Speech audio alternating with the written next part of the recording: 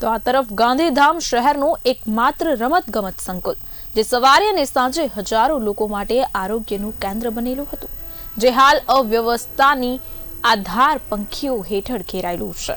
Walking, cricket, કસરત અને વૃદ્ધોના આરામદાયક રાઉન્ડ માટે ઓળખાતું આ સંકુલ હવે રોષ અને નારાજગીનું કેન્દ્ર માત્ર બની રહ્યું છે.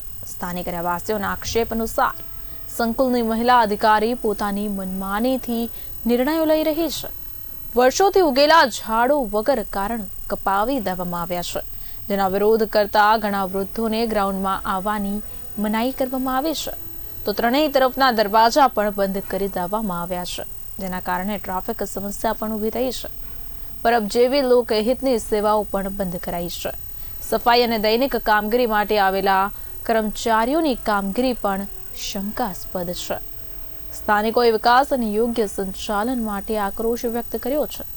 જો ઉચ્ચ સ્તરીય અધિકારીઓ દ્વારા તટસ્થ તપાસ કરવામાં આવે તો સંકુલના પછાત અને ભ્રષ્ટ વહીવટની હકીકત ઉજાગર થઈ શકે છે.